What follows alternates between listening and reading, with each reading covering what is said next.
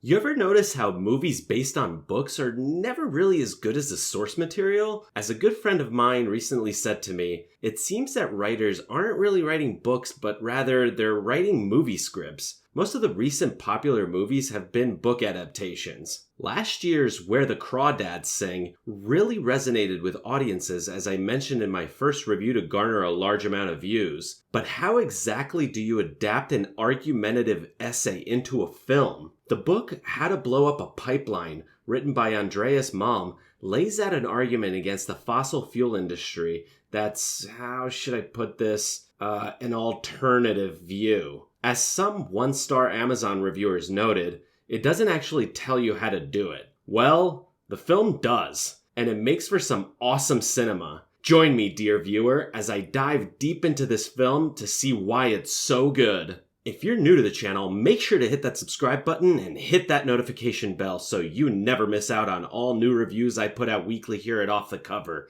And without further ado, onto the video. The topic of climate change has been fraught with a lot of controversy as both sides feud over who's right and who's wrong. This film doesn't go into any of that. It lays out the argument made in the book by providing real-world examples of what the fossil fuel industry's effects are on society. Oil and gas are dirty. Can't really dispute that. But its effects on people have been largely negative, and it's exactly that fact that the film explores at length. The story follows a group of activists who come together in order to send a message that they've had enough and exact a little vengeance on the fossil fuel industry by blowing up a pipeline. It begins with showing that Theo, played by Sasha Lane, has been diagnosed with leukemia, having lived her whole life next to a refinery. Their friend Sochi's mother dies suddenly, and they are brought together for her funeral. Duane, a rough-looking Joshua Jackson type,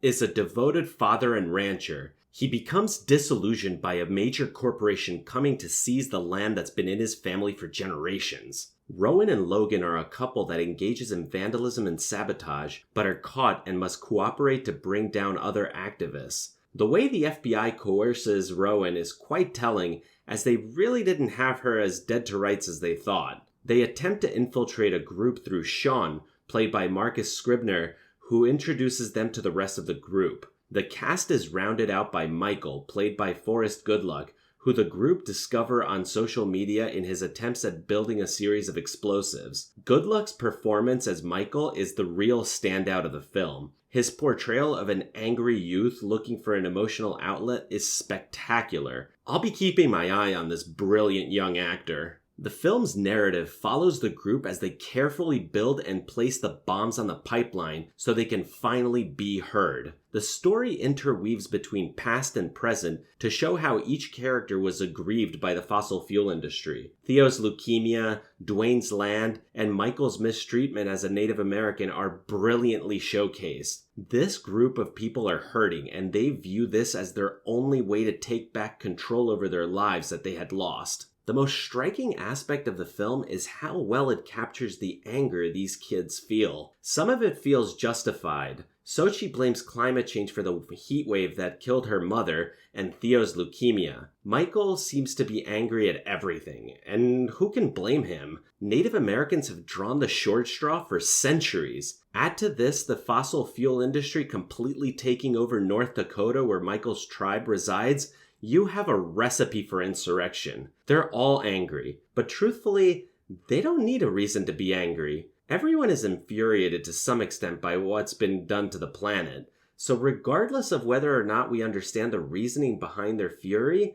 we can relate to it. The cinematography for such a small indie film is absolutely spectacular. From the tense score to the expansive shots, director Daniel Goldhaber captures the true scope of the crisis. The shots during the funeral for Sochi's mother are breathtaking, showing their meager house next to a giant refinery. It's this shot that actually made me realize that this wasn't the first story to feature this type of climate activism. Way back in 1997, an epic story debuted featuring a band of so-called eco-terrorists. Final Fantasy VII on the original PlayStation begins with an act of sabotage by a band of activists. They all came together through various ways to fight the force that was destroying their planet, the Shinra Corporation. If you loved Final Fantasy VII but disagree with the desperate moves of these people against an all-devouring corporation, then you've missed the entire point of the game.